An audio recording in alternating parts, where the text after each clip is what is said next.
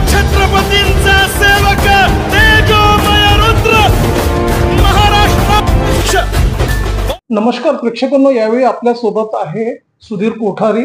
आपण जिल्हा उपाध्यक्ष आहे राष्ट्रवादी काँग्रेस पार्टी शरद गट तर्फे। सर, आपण हिंगणघाट मतदारसंघातून आपण दावेदारी केलेली आहे म्हटलं। आणखीन आमच्या चॅनलमध्ये आपलं स्वागत आहे।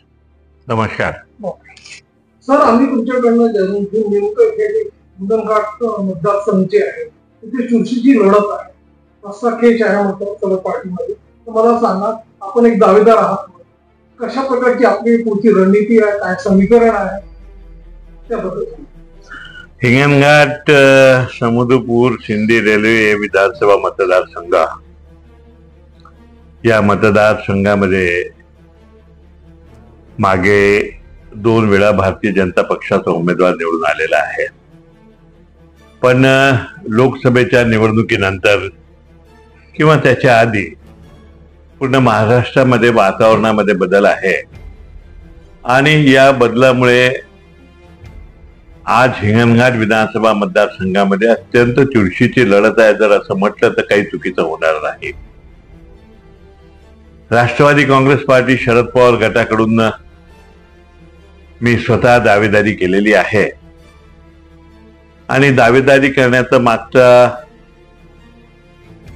बॅकग्राऊंड उद्देश म्हणजे की जेव्हापासून राष्ट्रवादी काँग्रेस पार्टी शरद पवार गटाची स्थापना झाली किंवा राष्ट्रवादी काँग्रेसची स्थापना झाली तेव्हापासून या पक्षाचा मी एक सक्रिय कार्यकर्ता आहे आणि पक्षाच्या हितासाठी, पक्षाच्या वाढीसाठी नेहमी प्रयत्न केलेला आहे। मी या निवडणुकीच्या आधी राजकारण, समाजकारणामध्ये मागील 40 वर्षापासून सक्रिय आहो आणि साधारणतः या मतदारसंघाचा पूर्ण सहकार क्षेत्र हा पूर्ण माझा आहे, माझ्या सोबत आहे असं म्हटलं तरी काही चुकीचं होणार नाही। रस्साखीच जरी आपण म्हटलं, राष्ट्रवादी काँग्रेसमध्ये वेगवेगळे दावेदार जरी असले, पण मला पुरेपूर वाटते की यावेळेस राष्ट्रवादी शरदचंद्र पवार गटाची तिकीट मला मिळेल आणि त्या पद्धतीने मी माझी रणनीती सुद्धा आखलेली आहे। रणनीतीसोबत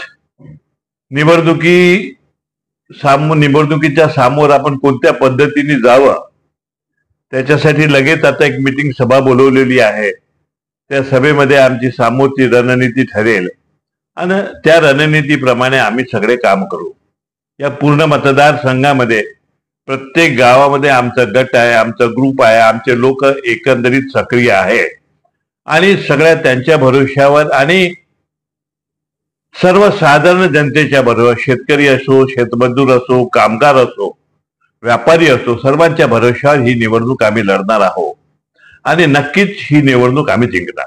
नुकताच लोकसभा निवडणुकी पार पडल्या, त्यात आपण हे बघितलेलं आहे की जे आपलं महायुती जे सरकार आहे त्यांना कुठे ना कुठे पराजयाचा सामना करावा लागला आणि आपलं महाविकास आघाडीचे जे नेते आहात, जे उमेदवार आहेत, त्यांना चांगली लीड मिळाली, मताधिक्य मिळाले। तर मला सांगा, हे परिदृश्य बघताना आता महाविकास आघाडीचे जे घटक दल जे आहे त्यात एक उत्साहाचा संचार आहे। तर मला सांगा, जर आपल्याला उमेदवारी मिळाली तर आपण कोणत्या अँगलने याला बघता त्यामध्ये? सन 2014ची लोकसभेच्या निवडणुकीमध्ये या विधानसभा मतदारसंघामध्ये भारतीय जनता पक्षाच्या उमेदवाराला 50,000 मताचा लीड होता। 2019ची जी लोकसभेचं इलेक्शन झालं त्या इलेक्शनमध्ये 38,000 मताचा लीड होता। पण आता जी 2024ची निवडणूक झाली, हे दोन्ही लीड म्हणजे 2019ची 38,000ची लीड मायनस करून राष्ट्रवादी काँग्रेस शरदचंद्र पवार गटाच्या उमेदवारांनी किंवा महाविकास आघाडीच्या उमेदवारांनी 20,000 मताची लीड घेतलेली आहे। प्रामुख्याने आमच्या इथे राष्ट्रवादी काँग्रेस, शिवसेना, RPIचे काही घटक दल आहे, हे सगळे लोक इथे महाविकास आघाडीमध्ये कार्यरत आहे आणि मला पुरेपूर विश्वास आहे त्यांचे माझे जे संबंध आहे की सगळे लोक एकदा महाविकास आघाडीची तिकीट मला मिळाल्यानंतर सगळे लोक मदत करतील. आणि एक गोष्ट प्रामुख्याने आपल्याला सांगू इच्छितो की हा जो बालेकिल्ला भारतीय जनता पक्षाचा आहे तो बालेकिल्ला भारतीय जनता पक्षाचा लोकसभेमध्ये तर आम्ही त्यांना पराजित केलेला आहे, पण विधानसभेमध्ये सुद्धा आम्ही पराजित करणार आहोत नक्की आहे. राष्ट्रवादी काँग्रेस पार्टी शरद गटतर्फे आपण एक अनुभवी आणि ज्येष्ठ नेते आहात. आता इथं सुरुंग लावण्याचं काम तुम्हाला दिलेलं आहे, परंतु विषय असा आहे की काही जे घटक दल आहे तर त्यात अंतर्गत जे वाद म्हणतात ते चव्हाट्यावर आहे. त्यात तुम्ही आपल्यासाठी स्वतःला कोणत्या अँगल मध्ये बघता त्याबद्दल? पहा, प्रत्येक दलामध्ये लोकशाही आहे. लोकशाही असली की मतांतर राहतात, मनभेद राहत नाही. मतभेद राहू शकतात पण मनभेद राहत नाही. तात्पुरत्या प्रमाणात मला जागा मिळाली पाहिजे, मला सीट मिळाली पाहिजे, मी या पदावर गेलो पाहिजे, ही प्रत्येक व्यक्तीची इच्छा असणे काही गैरस्वाभाविक आहे अशातला काही भाग नाही.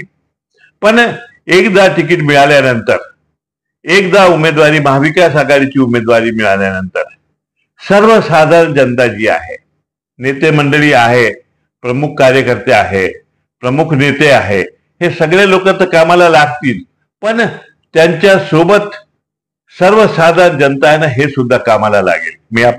आपण राष्ट्रवादी काँग्रेस तर्फे लोकनेते आहात, लोकप्रिय नेते आहेत, आपल्याला पूर्ण या मतदारसंघात अनुभव आहे. तर मला सांगा, बेसिक जे मुद्दे आहेत ते तुम्ही कसे सोडवत आहे आणि कशा प्रकारचे आपले जनसंपर्क भेटीगाठी जनसभा सुरू होत आहे, काय आढावा त्याबद्दल? मागील 40 वर्षापासून आमचा सतत जनसंपर्क सुरू असतो. म्हणजे सकाळी उठला, सकाळी घरून जर बाहेर निघालो, ऑफिसमध्ये आलो तर लगेच सायंकाळी म्हणजे रात्रीपर्यंत सर्वसाधारण लोकांशी जनसंपर्क सुरू असते. प्रत्येक लोकांच्या कार्यक्रमामध्ये जाणे, लग्न असो, तेरवी असो, बारसं असो, कोणताही कार्यक्रम असलो की त्या कार्यक्रमामध्ये जाणे, हा आमचा जनसंपर्क मागील 40 वर्षापासून सतत सुरू आहे. पक्षातर्फे आपल्याला संभावित आपण उमेदवार आहात, तिकीट फायनल व्हायची आहे, परंतु 100% तुम्हालाच तिकीट मिळणार आमच्या सर्वेनुसार हे सुरू आहे. आम्ही पण योजना आखलेली आहे. तर येथील जे नागरिक आहेत, जे मतदार बंधू आहेत, त्यांना आपला काय एक मेसेज आहे? एक गोष्ट मी आपल्याला सांगू इच्छितो की मागील 10 वर्षाच्या कार्यकाळामध्ये इथे बऱ्याचशा गोष्टी अपूर्ण राहिलेल्या आहेत. शिक्षणाची व्यवस्था, हेल्थ केअर आणि बऱ्याचशा अशा गोष्टी आहेत. म्हणजे विकास म्हणजे फक्त भौतिक विकास नसतो. विकास म्हणजे नोकरी मिळवून देणे, त्यासाठी इथे मोठ्या मोठ्या इंडस्ट्रीज आल्या पाहिजे. इथे हिंगणघाटमध्ये शिक्षणाची व्यवस्था झाली पाहिजे. हिंगणघाटमध्ये चांगली हेल्थ केअर ही झाली पाहिजे. आणि मला असं वाटतं ते अत्यंत आवश्यक आहे आणि त्या दृष्टिकोनातून माझा खूप मोठा प्रयत्न राहणार आहे.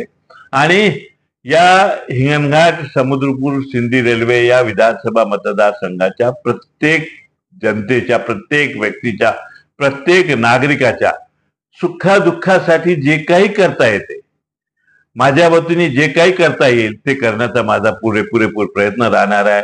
आणि एक हिंगणघाट विधानसभा मतदारसंघ हा एक मॉडेल मतदारसंघ कसा तयार करावा हा नक्कीच आमचा समोर 5 वर्षामध्ये प्रयत्न राहणार आहे. प्रेक्षकांना हे होते राष्ट्रवादी काँग्रेस पक्ष शरद पवार गट तर्फे प्रबल दावेदार सुधीर कोठारीजी यांनी आपली मत मांडणी केली, आपले मनोगत आमच्या चॅनलला मांडलेले आणि पुढची जे काय दिशा आणि दशा राहणार आहे त्यावर आपण फोकस केलेला आहे आणि विकासाबद्दल आपण प्रतिबद्ध राहिलेला आहे.